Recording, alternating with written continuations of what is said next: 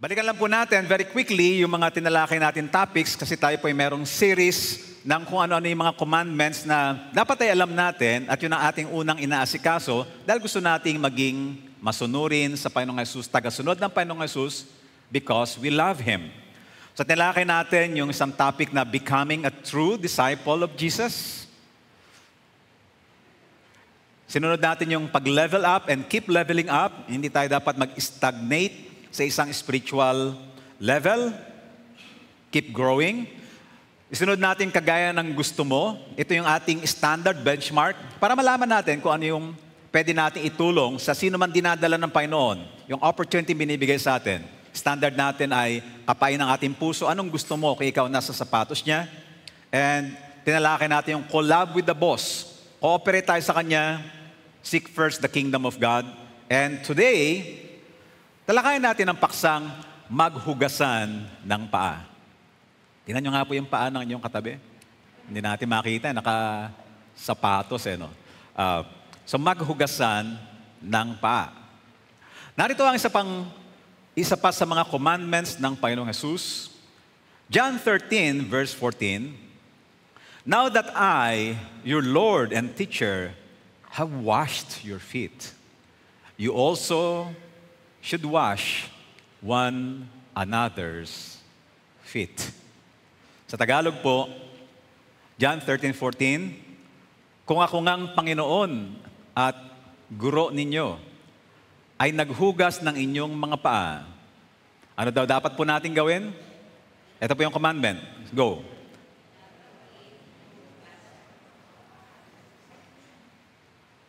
Now, bago tayo makaisip na pumunta sa palengke, bumili ng palanggana at ng tabo para mahugasan ang paa ng ating mga iniisip hugasan, wait po muna, no? Tingnan po natin kung ano po talaga yung meaning nito, lalo sa atin pong panahon ngayon. Nakakita na po ba kayo ng painting ng si Jesus naghuhugas ng paa? Halimbawa sa bookstore o sa isang religious establishment na nakalagay sa wall. Nakita na po tayo ng painting, no, illustration. Ano pa napansin nyo? Di ba? Pareho ba kayo napapansin ko? Karamihan ay malinis ang paa. Right? Karamihan malinis ang paa. Medyo may disconnect po doon. Kasi hindi po malilinis ang paa ng hinuhugasan na paa ng Panginoong Hesus. So titingnan po natin yung context po nito pong sinabi ng Panginoong Hesus. Meron pong mga church, dahil sa kanilang pagnanais na masunod ang utos na ito, have even gone to the extent na ginagawa nila sa church, maybe once a month or once a year, na pauupuin dyan ang ilang mga tao, siguro workers, leaders, or attendees, at may mga leaders na merong mga palanggana, and then huhugasan nila yung paa ng mga members. Okay din naman yun, no?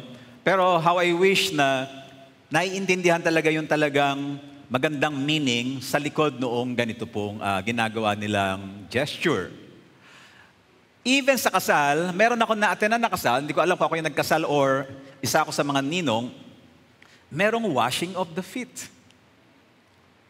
At ang hinugasan ng paa ay yung magulang. And that's beautiful. Pero habang ako ay nakatingin, I was praying, Lord, sana mas maintindihan nila yung talagang malalim na meaning ng paghuhugas ng paa. Now, ito po yung context noong una pong panahon. Noong una pong panahon ng Panginoong Hesus, wala pa pong mga concrete na mga pavements o mga roads na kagaya po natin. So yung pong daanan doon ay maalikabok. So dirty road, kaya dirty feet. At alam niyo naman po yung mga alikabok, pag kumapit sa paa, tapos naglalakad, syempre, nagpe-perspire, may lumalabas sa mga sweat glands, nagpapawis, pwede siyang magbuo-buo, magputik. So madungis po yung paa. And then papasok sila sa bahay ng isang host, ng isang nag-invite sa kanila, halimbawa kakain sila, halimbawa kay Jesus. Meron pong isang katulong na ang trabaho ay hugasan ng paa ng mga guest kasi siyempre madungis ang paa.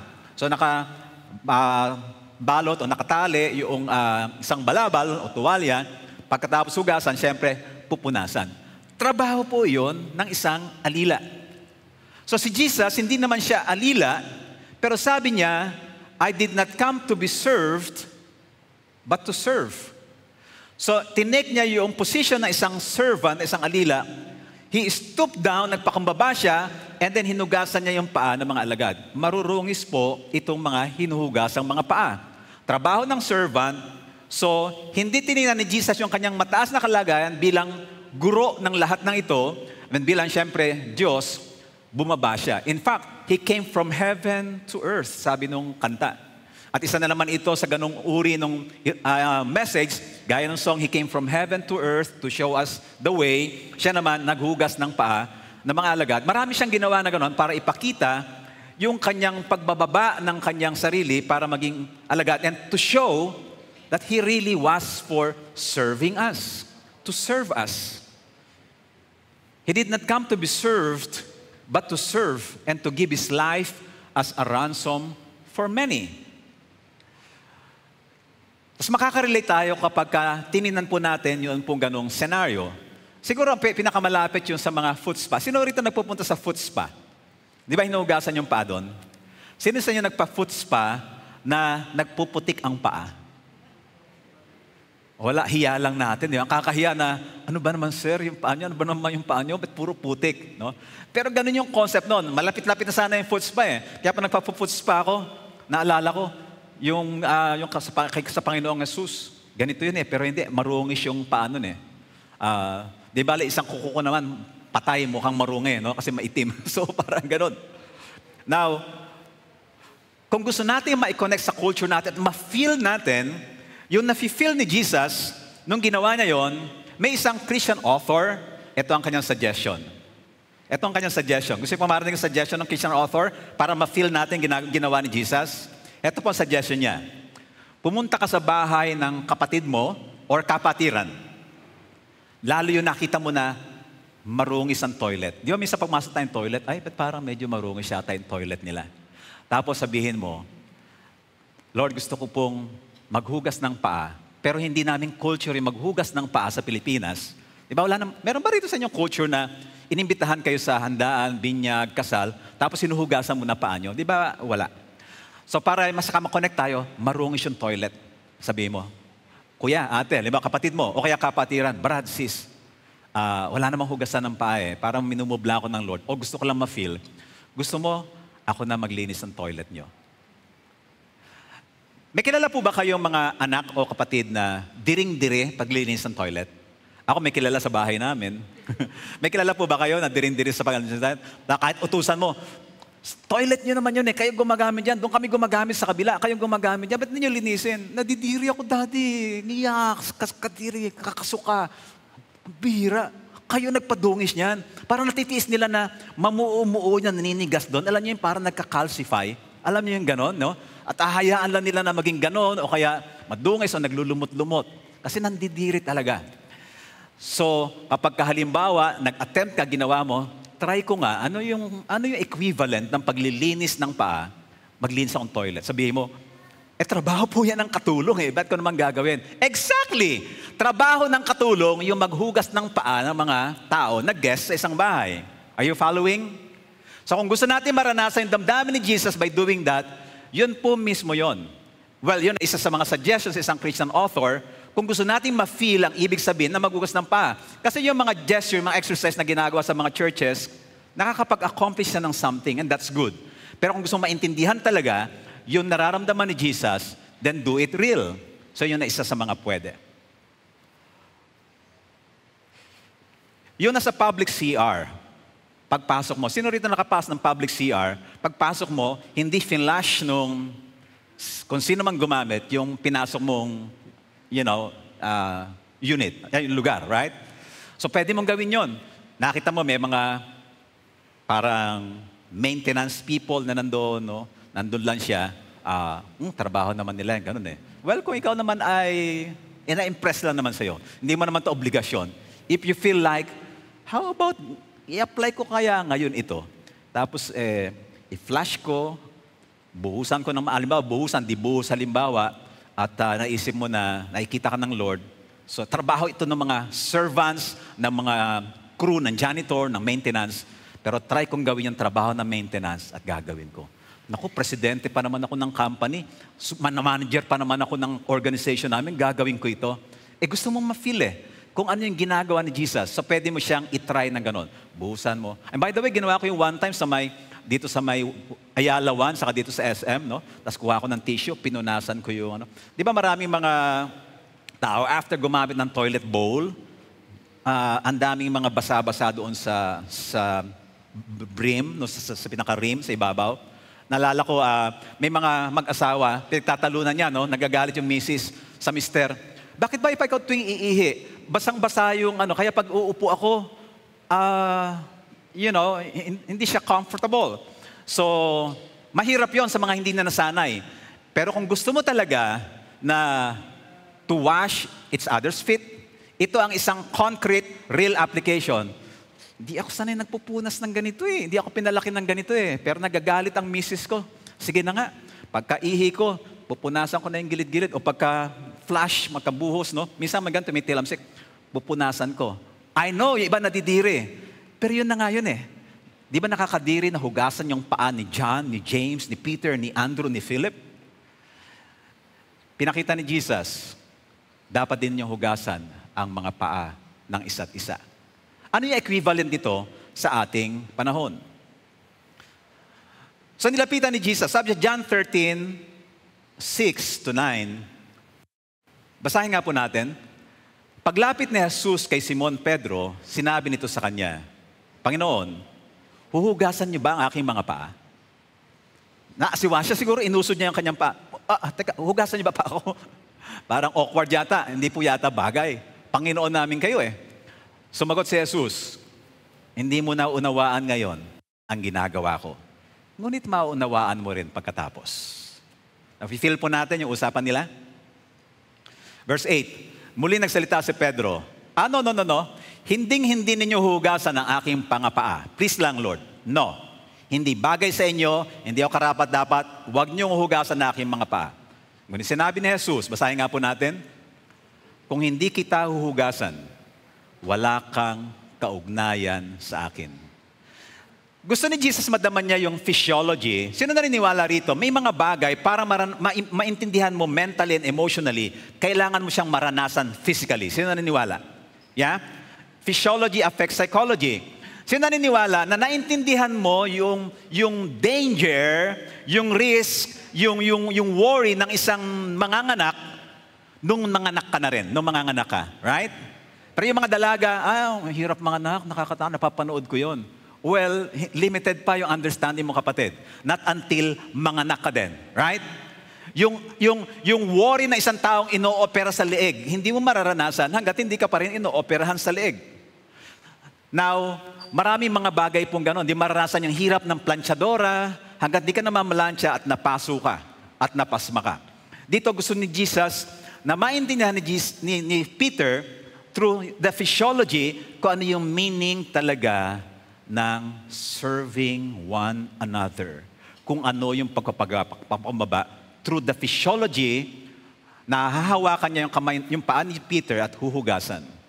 Then sumagot si Peter. Verse 9, dahil dito ay sinabi ni Simon Pedro, kung ganyan Lord, di wholesale na po tayo, dami-damihan na natin.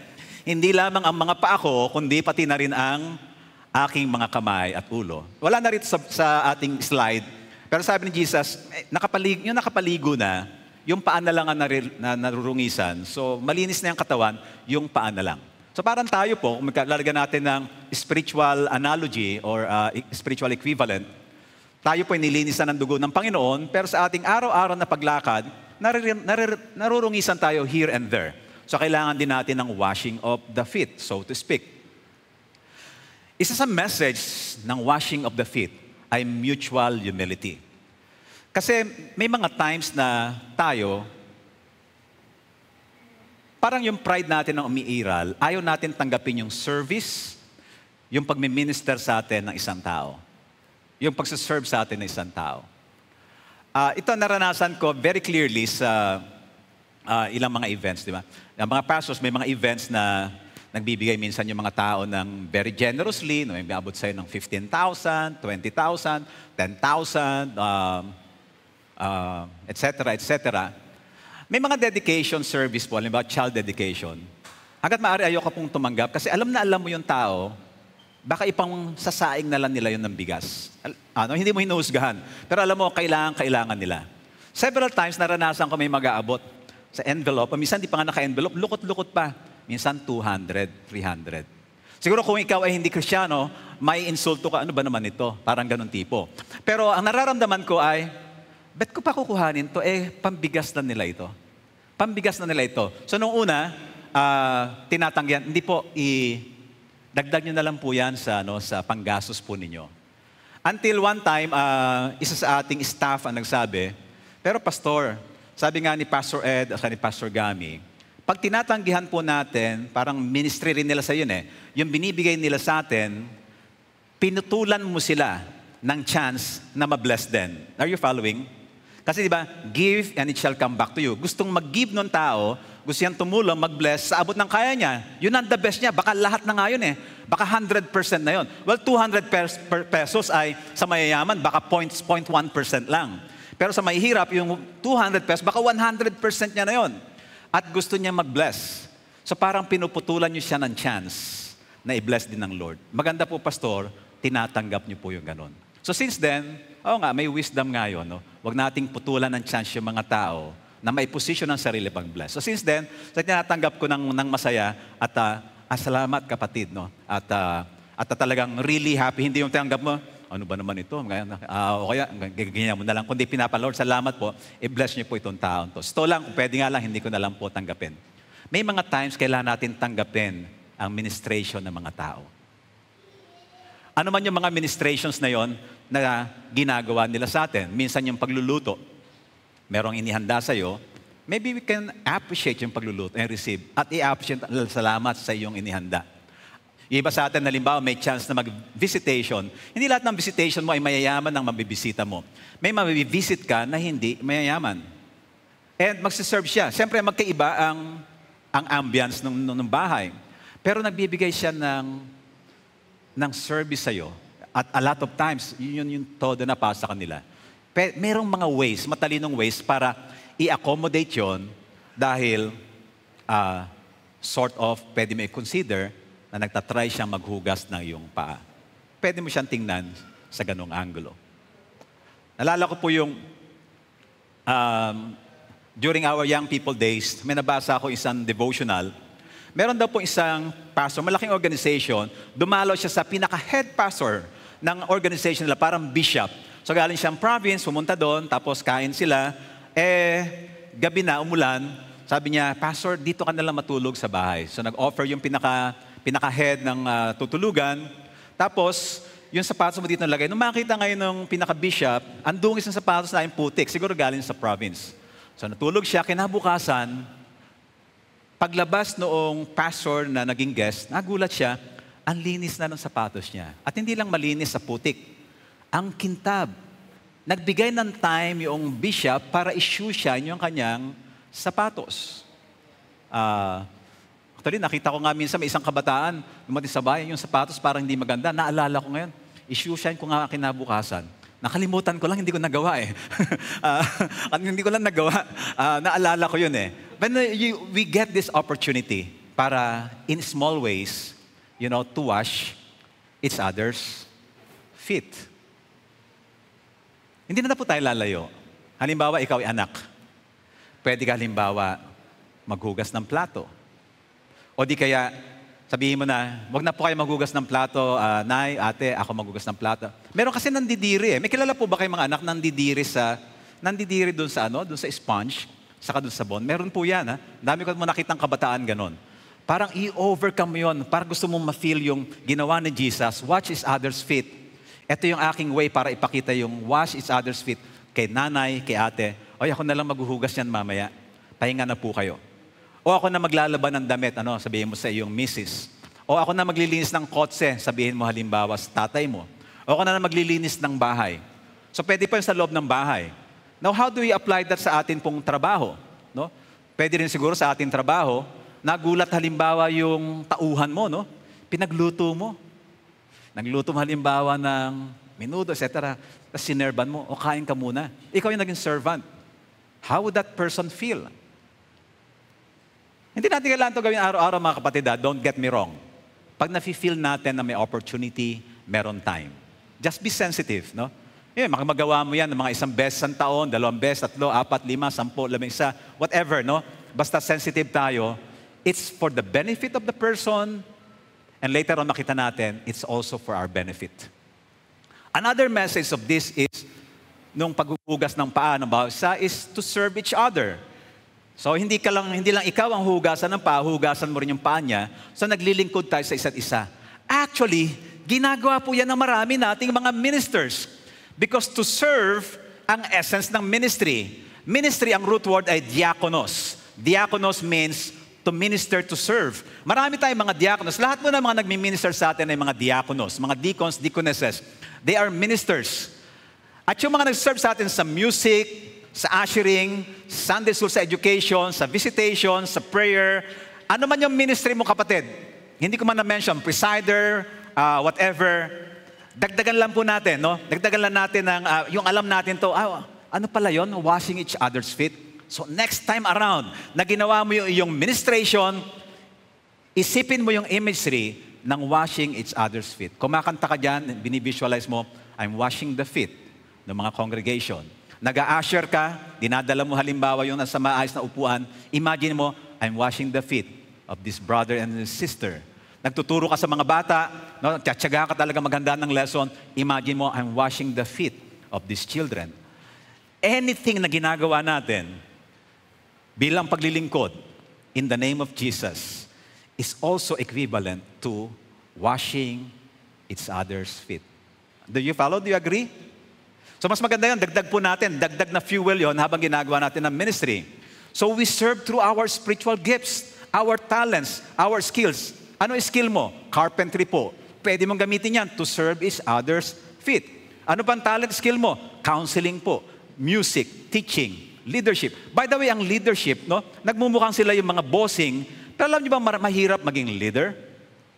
At through leadership, kung yan ang iyong skill, gamitin mo to serve people. I got this insight, actually, I have this insight, kaya lang mas naging solid, na nag-uusap kami minsan ni Pastor Ed doon sa Folk Arts Theater, sa kanyang office. Sabi niya, nag-uusapan namin, ang dami-dami pong tao sa day-by-day main, saka maraming mga churches, ba't hindi ma-organize yung maraming mga groups, maraming mga ministries? Ganyan talaga kasi ang mga tao. Maraming mga tao, they want to be led. They want to be led. Gusto pinangungunahan sila. Ayaw nila, nagpe-presenta, ako gagawa niya, ako gagawa. Pero may itayo kang leader na meron talagang vision, na mahusay, na passionate, susunod yan, naghihintay lang sila ng leader. Sino naniniwala na may mga ganun mga tao? Willing tumulong, naghihintay lang sila ng leader. Nakilala kayo? Right, naghihintay lang sila. And if you have that gift of leadership, huwag mong isipin na nagmumukha kang bossing. Alam mo na meron ka pang ibang pwedeng gawin sana, pero pinili mo mag-lead. And that's serving, right? Lalo kung wala ka namang bayad. Kasi imagine mo, ginagawa ko ito, hindi dahil ako'y boss, kundi gusto ko i-guide yung mga tao from point A to point B. That's leadership. Lalo kung nag-i-improve ka na nag-i-improve sa leadership, that's also service. Parang ginagawa ni Pastor Ed, nagli-lead siya, hindi dahil para siya yung boss o diktador, kundi alam niya, from point A, gusto kong kayong dalhin sa point B. The essence of leadership. That's also washing each other's feet. So kung ikaw ay nagiging mahusay na leader, at yung mga tao ay natutuwang, sige, join ako dyan, naghahantay lang talaga kami ng leader eh. And then you are serving. At pag nakakita tayo ng mga leader na gawin natin isipin na, para naman boss yan, pa-leader-leader eh. Basta wag lang tayong autocratic, diktador. Kapatid, ang laking service ang ginagawa mo sa mga tao. Agree ba doon yung mga iba na willing sumunod? Diba? Minsan kailangan natin ng leader. O kaya, encouragement. O kaya ay gift of giving. Yung iba, nagsiserve sa magitan ng pagbibigay. Parang, recently, maraming mga narinig ako na, yan, pambayad namin ng bayan, sige, gamitin mo na muna yan. Ito, pambayad ng kuryente yan, gamitin mo na muna yan. And that's the way para to serve ang naiisip nila. Pwede rin yun. O kaya hindi naman mga issues na ganun. O sige, magtatapyas ako sa budget namin sa R&R, sa aming rest and recreation, gamitin mo na ito. Serve each other. Serve in love. Meron po isang couple, nilapitan isang couple na hindi na sila nakakaalis dahil sa natali sila sa mga anak nila. Tapos inimpress sa kanila ng Panginoon Alam, maganda magkaroon ng time mag-unwind yung mag-asawa, like manood ng movie. Pinuntahan nila, sabi niya, Brad, sis, malalaki naman anak nyo, tapos kilala naman kami. Gusto nyo, kami muna magbantay today. Mag-unwind muna kayo. Tingin namin kailangan nyo. Brilliant, right? Brilliant. Sa totoo lang, maraming ways na we can serve each other. Just listen to the Lord. At i-impress niya yun sa atin. Sabi nga, ask and you shall receive. Seek and you will find. And isa pang ibig sabihin ng washing each other's feet, I forgive one another. Today, siya nagkasala sa'yo. Pero darating ang time, ikaw naman na magkakasala sa kanya o sa ibang tao. Tama? Kailangan natin ang paghuhugasan ng paa ng bawat isa. So that's also one of the meanings ng wash each other's feet. At mahalaga ito kasi napupurify yung energy. Yung sa halip na meron kayong wall, nawawala yung wall. So ang ganda ng flow ng energy between the two of you. Kasi walang wall. At nare-release yung mga trapped energies na hindi dapat natatrap. So napakahalaga ng forgive one another. At meron yung gantimpala, yung we wash each other's feet. Not the literal na towel and basin, not literal na tubig. There's a reward. May blessing na matatanggap tayo, merong pagpapala. Verse 15 and 17, binigyan ko kayo, sabi ni Jesus, ng halimbawa upang inyong tularan. Sabi niya sa mga hinugasan niya ng paa. Sabay-sabay po tayo sa verse 17. Ngayong alam na ninyo ito, pinagpala kayo kung ito'y gagawin ninyo. You are blessed when you do this. Hindi ko po alam kung ano yung mga blessings na pwedeng dalhin sa atin ng Panginoon.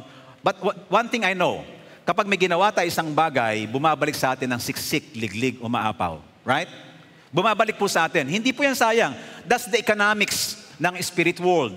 Yan po ang universal law. Paano kaya natin pwedeng hugasan ang paa ng isang tao sa ating pong family, isang tao sa ating workplace, ating school, sa ating church, sa ating community? Marami pong paraan. And I'd like us to spend yung susunod pong mga minutes. Let's close our eyes.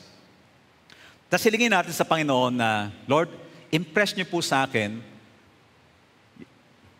yung tao.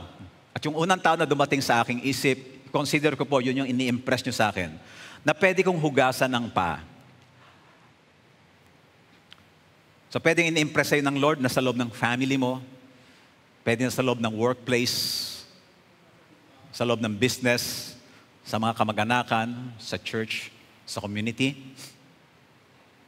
Iba-iba po. And I pray na ma-receive mo ng malinaw yung pagkausap ng Lord. At sabihin sa Kanya, kung ito ang laman ng puso mo, Lord, alam niyo po, mahal ko kayo. At dahil tunay nga na ang pagmamahal ay pinapakita sa pagsunod sa inyong magagandang mga utos. At utos niyo po ito, that we wash each other's feet. We serve one another. That we take the form of a servant. Maging para kaming katulong to magpakumbaba upang abutin ang ibang tao. Willing po akong sumunod, Lord. Willing po ako. Dahil mahal kita, because I love you. Susunod din po ako sa utos na ito. And so yung unang tao na dali niyo po sa akin, Lord, ano po yung details? Paano ko siya pwedeng hugasan ang kanyang paa? Hindi tubig, hindi palanggana. Ano po yung pangailangan niya na I'll go out of my way and I will serve. And I will serve. Ialaw natin na impress sa atin ng Panginoon. Siguro, in-impress sa'yo, o sige, linisin mo yung toilet. O sige, mahugas ka ng plato. O sige, linis ka ng kotse. O sige, bigyan mo ng time mag-unwind yung mag-asawa. Or magbigay ka ng budget para makapag-stay sila overnight sa isang hotel. Baka ganun na-impress sa'yo. Or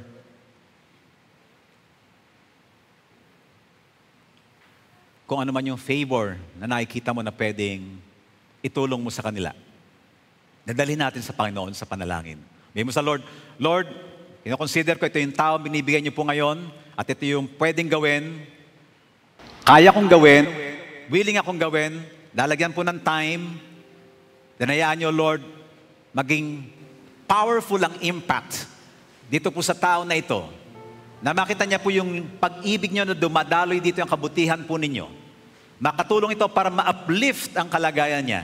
Makaranas siya ng rest. Makaranas siya ng encouragement. Makaranas siya ng support. Makaranas siya ng empowerment. Or even freedom. Lord, kasihan niyo po ng inyong kapangyarihan. Itong akin pong gagawin. Hindi po madali, pero exciting pong gawin. At nais ko pong maranasan yung sinasabi niyo kay Peter na nais niyong ipaunawa sa kanya. Gusto ko pong maunawaan. And then i-claim niyo na po na, Lord, salamat po, nakikita ko yung ngiti, yung accomplishment nung magandang feeling, magandang result doon sa taong ito. At ganun din po sa akin. Nararamdaman ko na yung joy. Nararamdaman ko na yung saya nung pagkatapos kong magawa ito.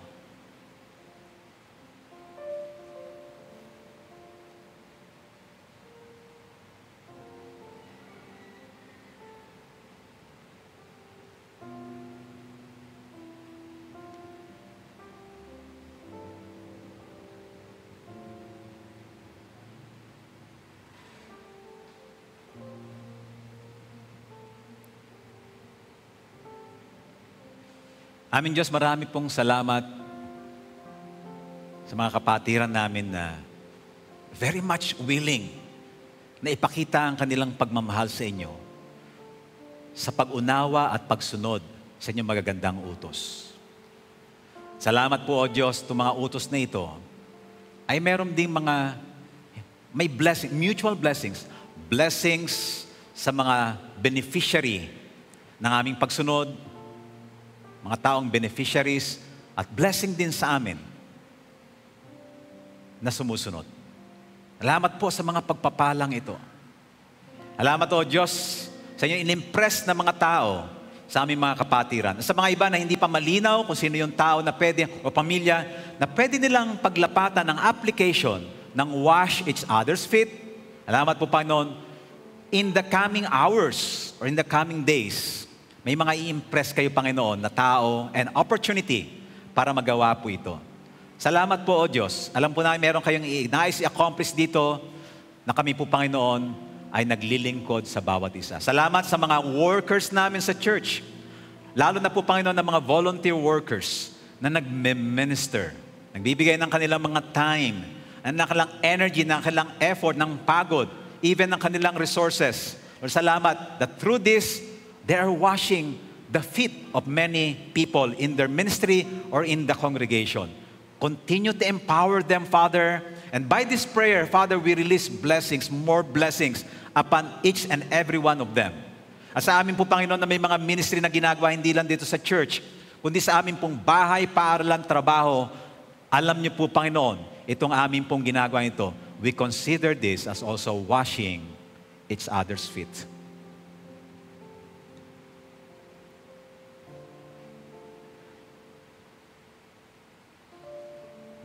Karoon tayo ng ngiti sa atin, habang tayo nagpangiti sa atin pong labi, dahil masaya tayo sa magandang teaching ng Panginoong Hesus na nag-aayos ng mga kaugnayan, nagbibigay ng blessing, nagtataas sa kalagayan ng ibang tao at sa kalagayan natin. Nagpo-position sa atin for more blessings. Nais namin kayong pasalamatan, patuloy kayong maitanghal sa pangalan ng aming Panginoong Hesus. Amen.